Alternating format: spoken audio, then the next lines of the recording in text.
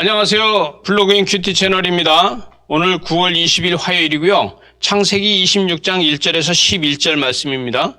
여러분, 오늘 1절 말씀에서 아브라함 때에 첫 흉년이 들었으니 그때 그 땅에 또 흉년이 들매 이삭이 그랄로 가서 블레셋 왕 아비멜렉에 이르렀다는 거예요. 여러분, 이 아비멜렉에게 이르렀다는데 여기 그 전에 이 아브라함도 이 흉년이 들어서 여기에 가서 아비멜렉한테 거짓말을 한 적이 있죠.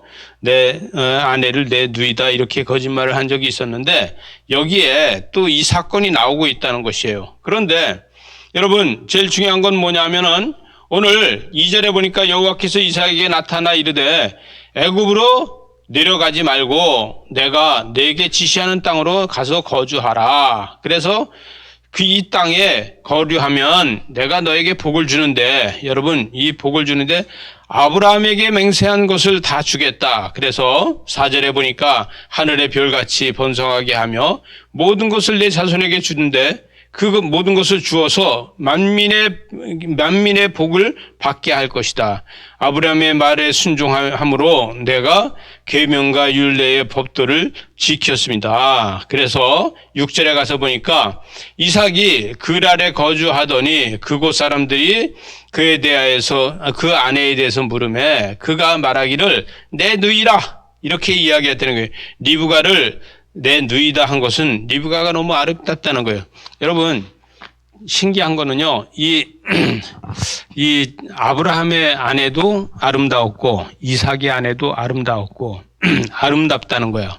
여러분, 아름다운 거를 이 히브리 말로 하면 토브라고 그러죠. 토바트 이렇게 이야기를 하고 토브 이렇게 얘기합니다. 외모가 아름다운. 그래서 아름다운 목소리를 낸다. 그래서 토브 찬양단도 있고 그렇죠.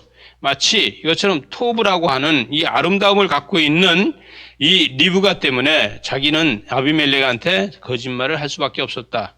그래서 근데 거짓말을 했는데 여러분, 여기 8절에서 보니까 이삭이 거기에 오래 됐다는 거예요.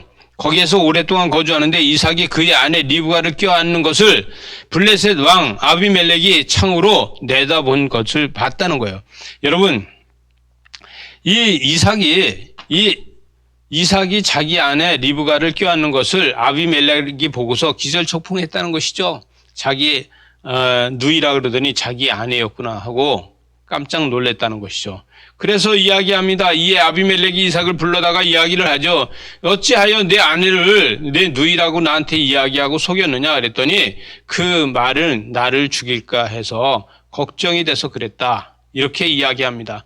아브라함과 이삭은 이 이민 생활이고 그 거류인 생활을 하면서 때에 따라서는 목숨을 보존하기 위해서 이런 일을 한다는 것이죠. 여러분, 하나님께서는 외모를 보지 않고 그 내막을 보시고 하나님께서는 그 외모보다는 그 내면을 보시는 거기 때문에 거짓말인지 아니면 할 수 없는 건지 아니면 이것이 진짜인지 이런 거를 본다는 것이죠.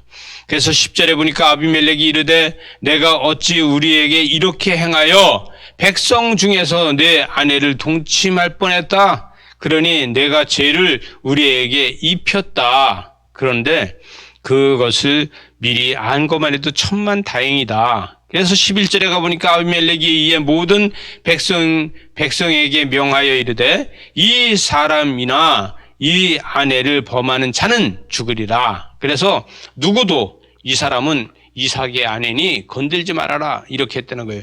유목민의 특성이 있습니다. 유목민의 특성은요, 영원한 관계를 이루고 살면서 그는 또 떠나가고 또다시 만나고 이렇게 되는데 아비멜렉은요 언약을 맺고서 모든 백성들한테 이야기를 합니다.